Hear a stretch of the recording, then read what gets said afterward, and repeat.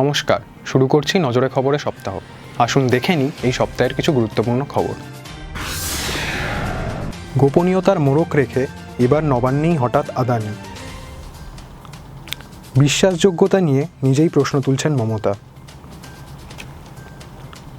সংসদ প্রাঙ্গণেই বিরোধীদের ওপর চড়াও বিজেপি।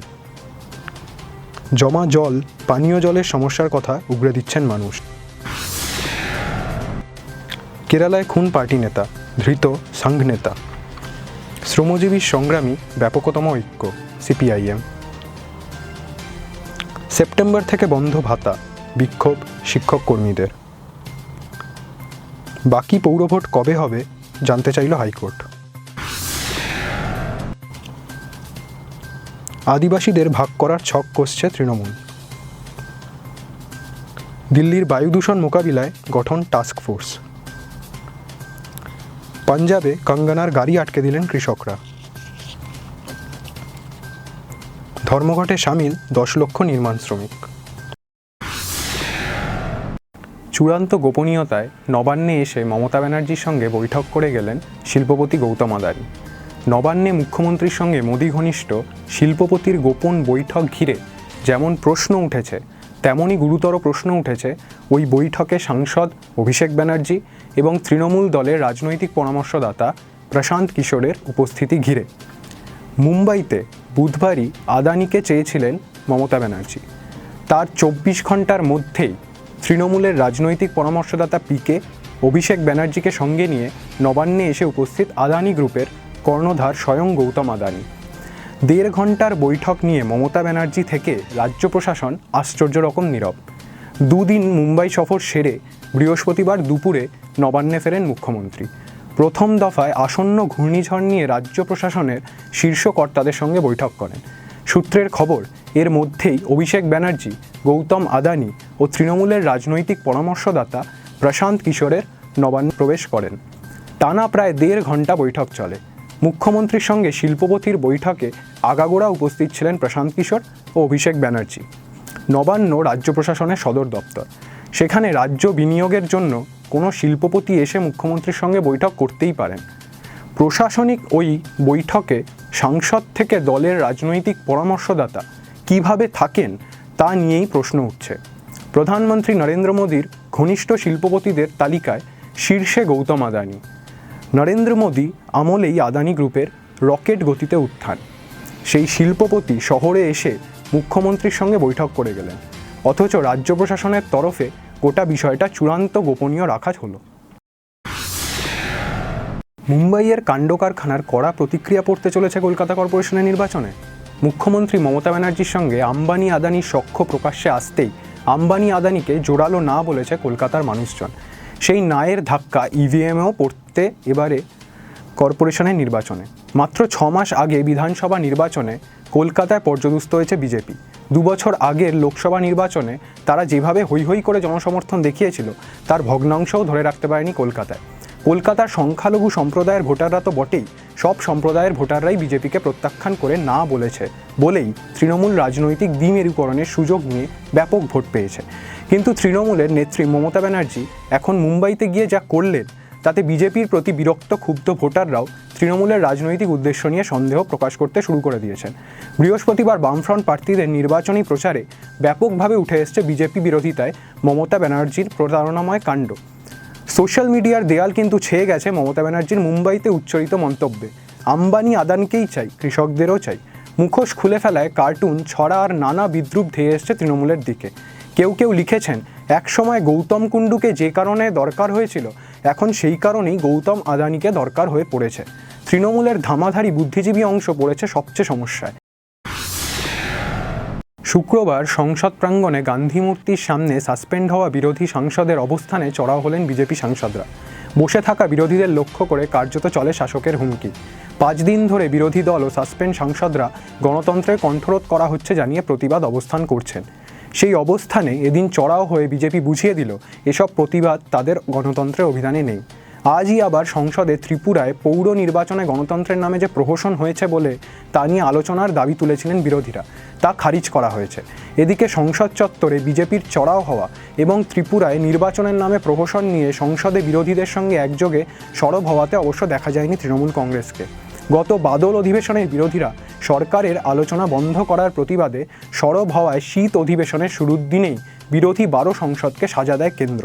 তাদের শীতকালীন অধিবেশনের জন্য সাসপেন্ড করা হয়। বিরোধীদের এভাবে কণ্ঠরোধ করায় বিক্ষোভ প্রতিবাদে সামিল হয়েছেন বিরোধী দল।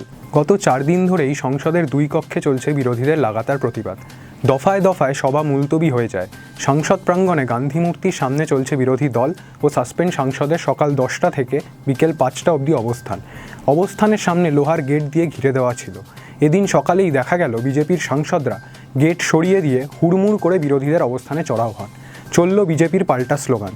বিরোধীদের অভিযোগ, সে সময় বিজেপি সাংসদেরা গালাগালি দিতে থাকেন। বিজেপি সাংসদের হাতে ছিল প্ল্যাকার্ড, মোদি জিন্দাবাদ স্লোগান তোলা হয়। বিরোধী বিক্ষোভে চড়াও হওয়া বিজেপি সাংসদ জিভিএল নরসিমা রাও বলেন, আমরা এখানে এসেছি সবাইকে বুঝিয়ে দিতে যে বিরোধীরা গণতন্ত্রের নামে দ্বিচারিতা করছে। তারা সংসদকে অপমান করছে, দেশের অপমান করছে। বিরোধীরা দেশ বিরোধী বলতেও তিনি দ্বিধা করেননি। তার কথা, আমরা বিক্ষোভে বিরোধীদের প্রকৃত চেহারা তুলে ধরতে এখানে এসেছি। একদিকে পরিশ্রুত পানীয় জলের অভাব, অন্যদিকে বৃষ্টির জমা জলে নাজেহাল অবস্থা। পূর্ব বেহালার 124 নম্বর ওয়ার্ডের পূর্বপাড়া, হরির বাগান সহ বিস্তীর্ণ এলাকার বাসিন্দারা বছরভর এরকমই সমস্যায় জেরবার বলে অভিযোগ করেছেন। তাদের অভিযোগ, জমা জল আর নোংরা মশা মাছি এই নিয়ে কলকাতায় আছি কথাটা আমাদের জীবনে এখনও সত্য হয়ে রয়ে গিয়েছে। আরও সত্যি হলো, সমস্যাটা গত 2 বছরে আরও তীব্র হয়েছে নিকাশি ব্যবস্থা ভেঙে পড়ায়। বামফ্রন্টের এই অগ্রাধিকারে ওয়ার্ডে পরিশ্রুত পানীয় জলের সমস্যার কথা রয়েছে। এই সমস্যা লাঘবের জন্য বামফ্রন্ট পৌর প্রতিনিধিদের প্রচেষ্টায় স্থানীয় শকুন্তলা পার্ক এলাকায় তৈরি হয়েছে বুস্টার পাম্পিং স্টেশন। অথচ 1 বছর ধরে তৈরি হওয়া এই জলাধার মাধ্যমে এখনও জল সরবরাহ করা সম্ভব হয়নি তৃণমূলের পৌর বোর্ডের অসহযোগিতায়। 1 বছর ধরে ধারাবাহিকভাবে দাবি করে এসছেন এলাকার প্রাক্তন পৌর প্রতিনিধি রত্না রায় মজুমদার। এলাকার মানুষকে ঐক্যবদ্ধ করে দ্রুত পানীয় জল সরবরাহের দাবিতে বিক্ষোভ সংগঠিত করা হয়েছে। এবার নির্বাচনে মানুষের জবাব দেওয়ার পালা। 122 নম্বর ওয়ার্ডে সিপিআইএম প্রার্থী মঞ্জু কর এদিন স্থানীয় সোদপুর রোড এলাকায় নির্বাচনী প্রচার করেন। 115 নম্বর ওয়ার্ডে সিপিআইএম প্রার্থী শুভঙ্কর বাগচিও নির্বাচনী প্রচারে বেরিয়ে মানুষের ভালো সাড়া পাচ্ছেন। ওই ওয়ার্ডে দীর্ঘ 25 বছর ধরে তৃণমূলের পৌর প্রতিনিধি, কিন্তু মানুষের অভিযোগও বিপুল। তাছাড়া রয়েছে তৃণমূলের ভিতরের গোষ্ঠীদ্বন্দ্ব। 121 নম্বর ওয়ার্ডে সিপিআইএম প্রার্থী আশিস মণ্ডলও নির্বাচনী প্রচারে বেরিয়ে ভালো সাড়া পাচ্ছেন। কেরালায় নিহত সিপিআইএম নেতা কমরেড পিবি সন্দীপ কুমারকে খুনের ঘটনায় শুক্রবার গ্রেপ্তার করা হলো আরএসএস নেতাসহ 4 জন অভিযুক্তকে। একজন অভিযুক্ত পলাতক। পেরিঙ্গারার কাছে বৃহস্পতিবার রাত 8:30 নাগাদ ওই সিপিআইএম নেতাকে একাধিকবার ছুরি দিয়ে কুপিয়ে খুন করা হয়। তার শরীরে 11টি ক্ষতচিহ্ন পাওয়া গেছে। রক্তাক্ত অবস্থায় তাকে হাসপাতালে নিয়ে যাওয়া হচ্ছিল, কিন্তু মাঝরাস্তাতেই তিনি প্রাণ হারান। কমরেড সন্দীপ কুমার আগের মেয়াদে পেরিঙ্গারা গ্রাম পঞ্চায়েতের সদস্য ছিলেন। 27 বছর বাদে 2015 সালের নির্বাচনে জিতে ওই পঞ্চায়েত পরিচালনার দায়িত্ব পায় সিপিআইএম। সেই জয়ে গুরুত্বপূর্ণ ভূমিকা পালন করেছিলেন কমরেড সন্দীপ কুমার। বর্তমানে সিপিআইএম পেরিঙ্গারা লোকাল কমিটির সম্পাদকের দায়িত্ব পালন করছিলেন তিনি। সিপিআইএম রাজ্য সম্পাদক মণ্ডলী সবিস্তারে তদন্ত চেয়েছে এই খুনের ঘটনায়।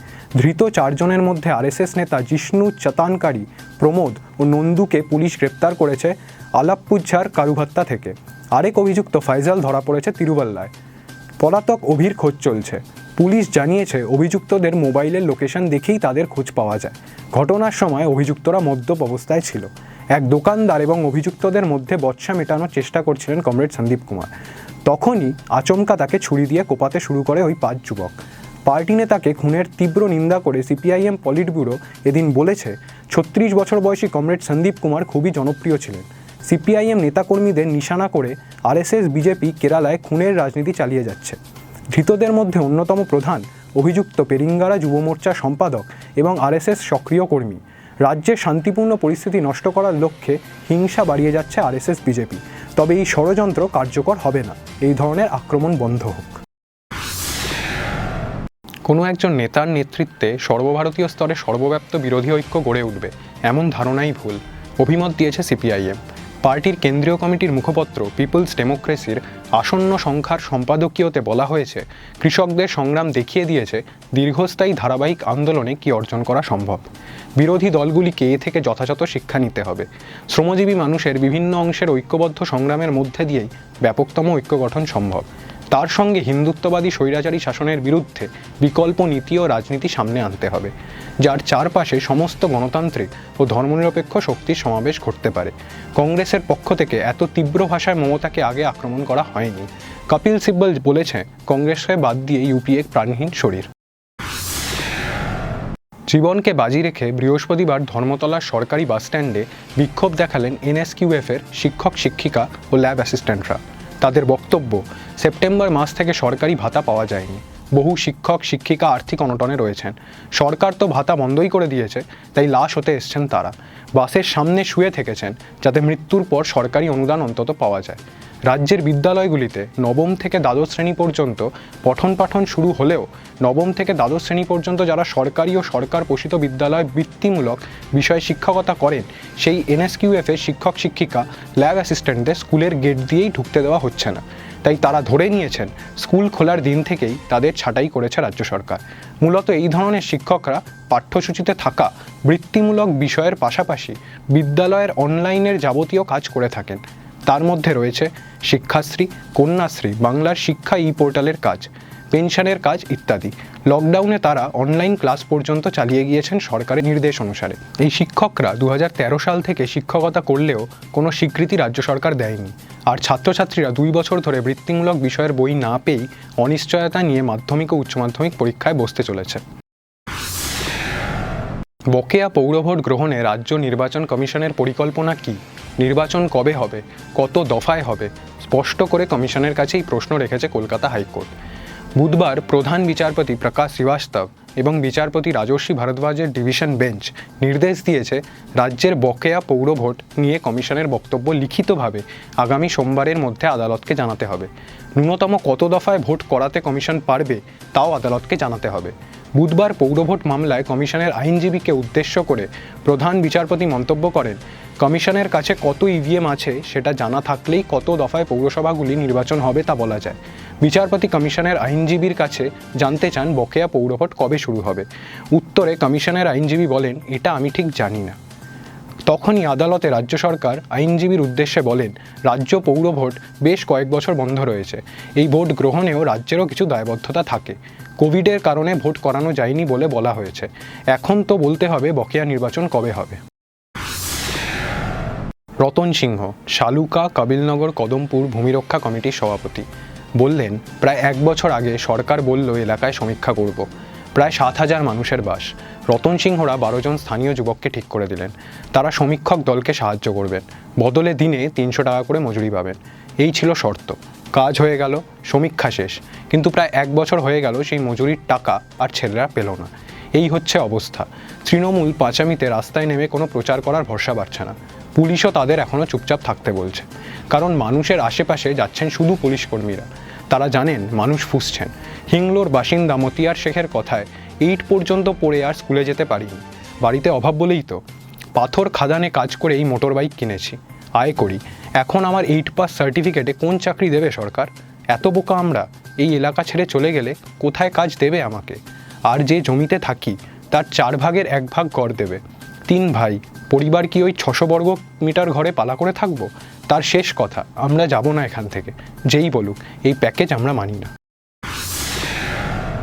শুক্রবার সুপ্রিম কোর্টকে কেন্দ্র জানিয়েছে যে রাজধানী অঞ্চল এবং পার্শ্ববর্তী অঞ্চলে বায়ুর গুণমান ব্যবস্থাপনা কমিশন ক্রমবর্ধমান বায়ু দূষণের মাত্রা নিয়ন্ত্রণে পদক্ষেপ নিতে একটি এনফোর্সমেন্ট টাস্ক ফোর্স গঠন করছে।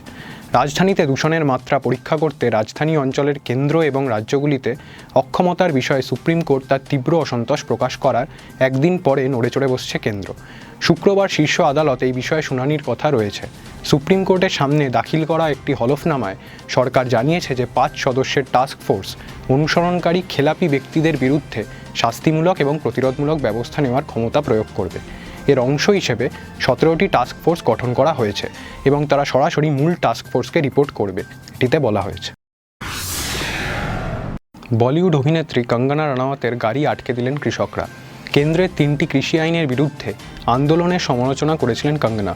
এরই প্রতিবাদে শুক্রবার পাঞ্জাবের রূপনগর জেলার কর্তারপুর সাহিবে কৃষকরা তার গাড়ি আটকে দেন। বিক্ষোভকারীরা বলিউড অভিনেত্রীকে ক্ষমাও চাইতে বললেন। হিমাচল প্রদেশ থেকে ফেরার পথে আরএসএস বিজেপির ঘনিষ্ঠ কঙ্গনা কৃষকদের এই বিক্ষোভের মুখে পড়েন। পুলিশের তরফে জানানো হয়েছে, পাঞ্জাবের রূপনগর জেলার কর্তারপুর সাহিবের কাছে বুঙ্গা সাহিব গুরুদ্বারের কাছে কৃষক আন্দোলনের পতাকা হাতে অনেক মহিলা ও পুরুষ এদিন কঙ্গনার গাড়ি আটকে দেন। প্রায় আধ ঘন্টা অভিনেত্রীর গাড়ি আটকে রাখা হয়। প্রসঙ্গত, কঙ্গনা আন্দোলনকারী কৃষকদের খালিস্তানপন্থী সন্ত্রাসবাদী বলেও অভিহিত করেছিলেন। প্রায় 10 লক্ষ নির্মাণ শ্রমিক দুদিনের দেশব্যাপী ধর্মঘটে সামিল হলেন। সিআইটিইউ অনুমোদিত নির্মাণকর্মী ফেডারেশনের ডাকে এই ধর্মঘট বৃহস্পতিবার শুরু হয়েছিল। মূলত অসংগঠিত ক্ষেত্রে এই শ্রমিকরা কাজ করেন। এই ক্ষেত্রে এত বড় মাপের ধর্মঘট সাম্প্রতিক সময় দেখা যায়নি। দেখা গেছে সরাসরি নির্মাণ কাজে যুক্ত শ্রমিকদের সঙ্গে অনেক রাজ্যে রেগার কাজে যুক্ত শ্রমিকরাও ধর্মঘটে যোগ দিয়েছেন। এই ধর্মঘটের অন্যতম মুখ্য দাবি ছিল ভবন ও অন্যান্য নির্মাণ শ্রমিক সংক্রান্ত আইনকে শ্রম কোডের সঙ্গে মিশিয়ে দেওয়া চলবে না। 44টি শ্রম আইনকে বদলে দিয়ে 4টি শ্রম কোড চালু করেছে কেন্দ্র। নির্মাণকর্মী ফেডারেশনের অভিযোগ করেছে, এর মাধ্যমে মালিকের দাসে পরিণত করা হচ্ছে শ্রমিকদের। শ্রম কোডে ন্যূনতম বেতনের অধিকার নেই, কাজের সময়সীমারও ঠিক নেই। একইভাবে পরিযায়ী শ্রমিক কল্যাণ আইন বাতিলের চেষ্টা চলছে। নির্মাণকর্মী কল্যাণ তহবিলে শেষের টাকা জমা পড়লেও তা শ্রমিক কল্যাণে খরচ করা হয়নি। নির্মাণ ক্ষেত্রে 100% বিদেশি বিনিয়োগের অনুমতির বিরোধিতাও করেছে নির্মাণকর্মীরা। ধর্মঘটের ব্যাপক প্রভাব পড়েছে হরিয়ানা, হিমাচল প্রদেশ, পাঞ্জাব, ছত্তিশগড়, মহারাষ্ট্র, রাজস্থান, দিল্লি ও সংলগ্ন অঞ্চলে। শেষ করছি নজরে খবরে সপ্তাহ। চোখ রাখুন আগামী সপ্তাহে।